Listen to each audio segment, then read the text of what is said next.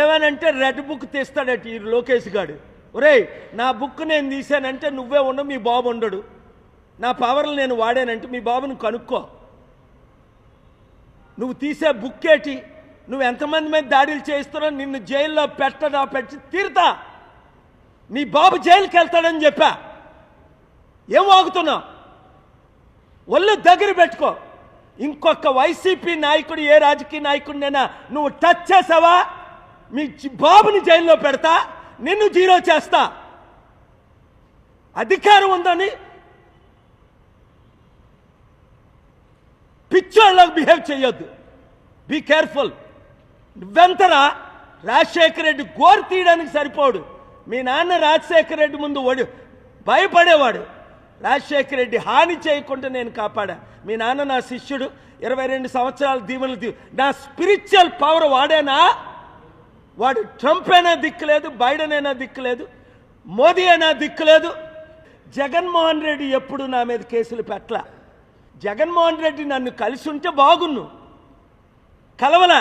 ఇప్పటికైనా ఆయన నేను పిలిస్తే వెళ్తాను. ఆయన్ని నేను పిలుస్తున్నాను. ఎందుకంటే అపోజిషన్ లేకుండా జీరో చేసి బీజేపీ చంద్రబాబుని, పవన్ కళ్యాణ్ని తొత్తులుగా వాడుకుంటే సహించేది లేదు. అవినీతి జరిగింది. 5 లక్షల ఓట్లు టీడీపీ బీజేపీకి పడిపోయా, 500 పడలే. ఆ ఓట్లు ఎక్కడెళ్ళాయి? ఇక్కడ 4-5 లక్షల ఓట్లు ఎవరికేశారు? బొత్సకు పడలేదు, ఝాన్సీకి. క్లియర్గా 3 లక్షలు రావాల్సిన వాడికి 9-10 లక్షలకు వచ్చాయి. మోదీయే 1,500,000తో ఓడిపోతే కళ్ళకు కనబడుతున్నాయి, చెవులకి. పోనీ గెలిచాడు రా, ఒక 50,000 1,00,000 అంటే బాగుంది. 3 లక్షలతో 4 లక్షలు వచ్చాయంటే ఆ బాలకృష్ణ ముఖం చూసేశారా? చంద్రబాబు నాయుడు ముఖం చూసేశారా? భరత్ ముఖం చూసేశారా? 5 లక్షల క్రైస్తవ ఓట్లు, బీసీల ఓట్లు. క్రైస్తవులే 5 లక్షల ముస్లిమ్స్. 20 లక్షల ఓట్లు ఉన్నాయి వైజాగ్లో. నేను వెళ్ళిపోతాను, నన్ను పంపేద్దాం, నన్ను రెచ్చగొట్టారు, తేల్చుకుంటాం ప్రతి ఒక్కరితోని. ఈ రాష్ట్రం, ఈ దేశాన్ని రక్షించేదాకా నేను పోరాడతా.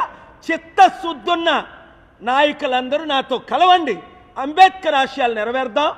ఈ ప్యాకేజ్ స్టార్లైన ఈ పవన్ కళ్యాణ్ని, ఈ చిరంజీవిని, వీళ్ళందరినీ మర్చిపోదాం. ఈ శర్మిలాని మర్చిపోయి ప్రజాస్వామ్యాన్ని కాపాడదాం, ప్రజల్ని గెలిపిద్దాం.